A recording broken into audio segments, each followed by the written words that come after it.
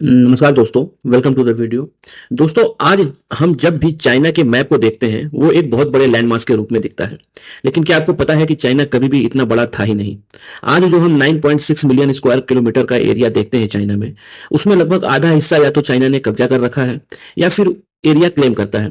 अगर हम भारत के पर्सपेक्टिव से देखें तो अक्सई चीन, सक्सगाम वैली ऐसे एरिया हैं जिस पर चाइना ने डायरेक्ट या इनडायरेक्ट रूप से कब्जा कर रखा है।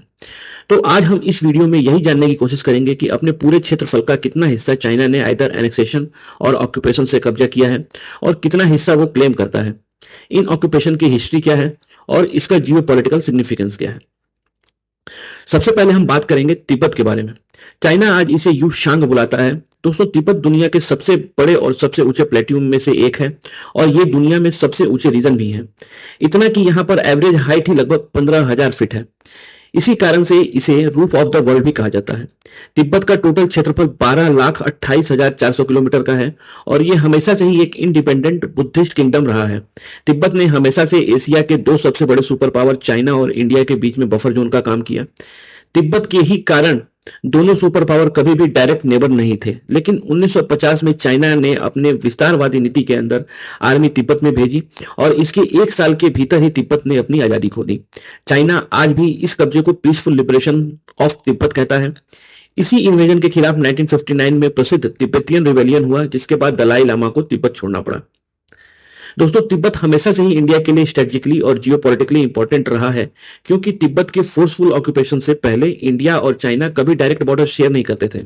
लेकिन 1951 के बाद चाइना इंडिया का डायरेक्ट पड़ोसी बन गया और यहीं से इंडिया और चाइना के बीच हिमालयन बॉर्डर डिस्प्यूट शुरू हुए। और आज इंडिया और चाइना के बीच में फेमस स्टैंड ऑफ जैसे कि डोकलाम क्लैश, गलवान क्लैश इसी बॉर्डर डिस्प्यूट का नतीजा है। तिब्बत का स्ट्रेटेजिक इंपॉर्टेंस इसलिए भी है क्योंकि एशिया की कुछ सबसे बड़ी नदियां जैसे Indus, Sutlej, Brahmaputra, Mekong, Yangtze, Yellow River Tibet से ही निकलती हैं। आज चाइना ने इन नदियों के ऊपर बड़े बड़े डैम्स बनाकर रखे हैं जो चाइना को एक वाटर लिवरेज भी प्रदान करते हैं। इन नदियों के बारे में हम सेपरेट बात करेंगे, बाकी मेरी ये वीडियो आपको डिटेल बता देगी। दूसरा सबसे बड़ा एरिया जिसे चाइना ने कब्जा किया वो था ईस्ट तुर्किस्तान, जिसे चाइना आज जिनजियांग कहता है। इसका पूरा क्षेत्रफल 16,64,900 स्क्वायर किलोमीटर का है। ईस्ट तुर्किस्तान हिस्टोरिकली एक central Asian majority Muslim majority region था। यहाँ पर उइगर, कजाक, किर्गिज और दूसरे तुर्की ग्रुप रहते थे। 1949 तक उइगर मुस्लिम इस रीजन का 80 से 85% पॉपुलेशन कंट्रीब्यूट करते थे।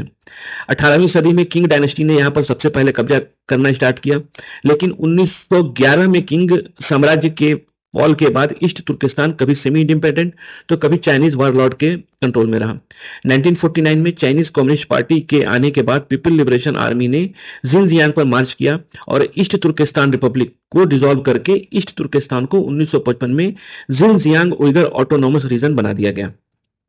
जिनजियांग चाइना के लिए जियोग्राफिकली बहुत ही इंपॉर्टेंट है क्योंकि इसके पास यूज ऑयल, गैस, कोल और रेयर अर्थ रिजर्व है। दूसरा, ये रीजन सेंट्रल एशिया के बीच में है और बेल्ट एंड रोड इनिशिएटिव के लिए गेटवे का भी काम करता है। ये रीजन बेसिकली चाइना को यूरोप तक का लैंड रूट भी प्रोवाइड करता है। तीसरा सबसे बड़ा रीजन जिसे चाइना आज इनर मंगोलिया ऑटोनोमस रीजन कहता है, इसका कुल क्षेत्रफल 11,83,000 स्क्वायर किलोमीटर है और इसे चाइना ने 1947 में अपने अधिकार क्षेत्र में ले लिया। ग्रेटर मंगोलिया हिस्टोरिकली एक कंटिन्यूअस मंगोल रीजन था। 20वीं सदी के उठापटक में जैसे किंग साम्राज्य का कोलैप्स, रशियन सोवियत इंटरवेंशन और चाइनीज कम्युनिस्ट पार्टी के विस्तारवादी नीति ने इसे दो पार्ट में बांट दिया। आउटर मंगोलिया जो आज का इंडिपेंडेंट मंगोलिया है और इनर मंगोलिया जो अब चाइना के अंदर इनर मंगोलिया ऑटोनोमस रीजन के नाम से जाना जाता है। चौथा सबसे बड़ा रीजन है मंचूरिया, जिसका कुल क्षेत्रफल 8 लाख स्क्वायर किलोमीटर का है। मंचूरिया मतलब होता है नॉर्थ ईस्ट चाइना। इसके अंदर आते हैं जैसे हिलियोजियांग, जिलिन, लियोनिंग प्रोविंस। ये रीजन मंचू पीपल के एंसेस्टर होमलैंड थे। वही मंचू जिसने 1644 में बीजिंग कैप्चर करके किंग डायनेस्टी इस्टेब्लिश की थी और जिसने 1911 तक चाइना को रूल किया। 1945 में जापान के हार के बाद सोवियत आर्मी ने मंचूरिया ऑक्युपाई किया और जापानीज इंफ्रास्ट्रक्चर को पूरी तरह से डिसमेंटल कर दिया। कुछ समय के लिए ये चाइनीज नेशनलिस्ट और कम्युनिस्ट के बीच में एक कंटेस्टेड जोन बन गया जिस पर दोनों ही कंट्रोल करना चाहते थे।